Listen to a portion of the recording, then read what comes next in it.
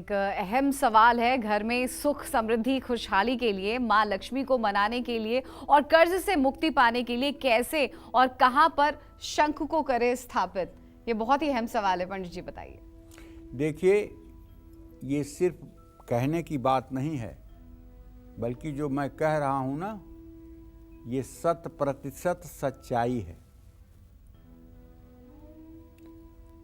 घर में अगर सुख समृद्धि नहीं है, कमाई होने के बावजूद भी घर की उन्नति नहीं हो रही है, परिवार के सदस्य एक दूसरे से मनमुटाव रखते हैं, परिवार के लोगों की सेहत खराब रहती है, तो अपने घर की उत्तर पूर्व दिशा में शंख जरूर रखें और हर रोज उसको धूप दीप दिखाएं। वैसे तो माँ लक्ष्मी किसी से रूठती नहीं हैं, लेकिन इनके रूठने का 2-3 प्रमाण है शास्त्रों में। जैसे एक बार ये इंद्र से रूठ करके चली गई थी, फिर समुद्र से उत्पन्न हुई, और लक्ष्मी जब चली जाती हैं तो इंद्र अगर श्री विहीन हो जाता है तो मनुष्य का क्या कहना है। अगर आपको भी लगता है कि घर में दरिद्रता का वास हो गया है,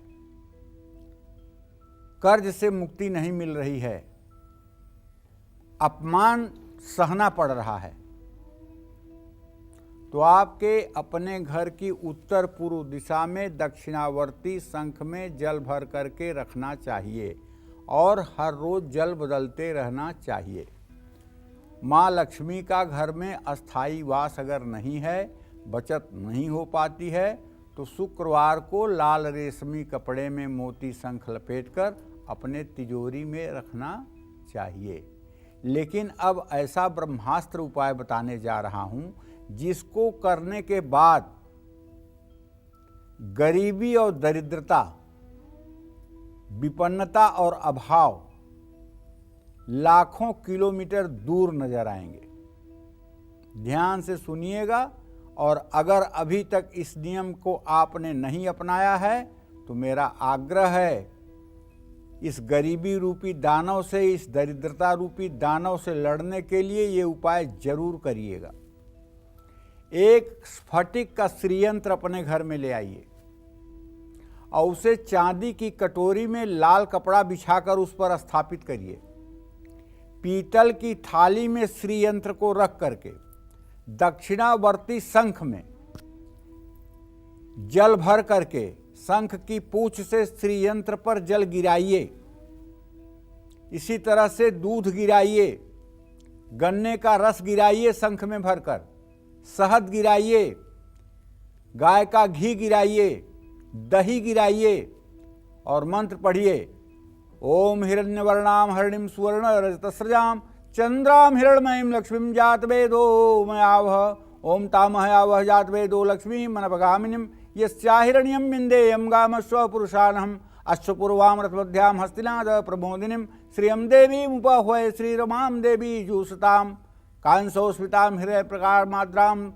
तो कहने का मतलब, जो श्री सूक्तम के 16 मंत्र हैं, इन 16 मंत्रों को पढ़ते हुए अगर आप श्री यंत्र का अभिषेक करेंगे दक्षिणावर्ती शंख से, और ये नियम सुबह शाम दोनों वक्त आप इसको अपने जीवन में अपनाएंगे, तो मैं पूरे दावे और गारंटी के साथ कह सकता हूं, सूरज की गति बदल सकती है, सूरज पूर्व से पश्चिम जा सकता है, लेकिन आपकी दरिद्रता को मिटने से कोई नहीं रोक पाएगा। अगर जन्म जन्मांतर की दरिद्रता है, वो भी नष्ट होगी इस श्री यंत्र के पूजन से। श्रीमद् देवी भागवत महापुराण के 3रे स्कंध के 27वें अध्याय में वर्णन आता है। जो लोग भगवती के नवरात्र का व्रत करते हैं, कुमारी पूजन करते हैं, जो लोग भगवती की आराधना, उनके यंत्रों की आराधना करते हैं और गंधाक्षत पुष्प धूप दीप नैवेद्य से नित्य भगवती का स्मरण करते हैं, ऐसे लोग श्रीमान कुल में पैदा होते हैं और जन्म जन्मांतर तक ऐश्वर्य से युक्त रहते हैं।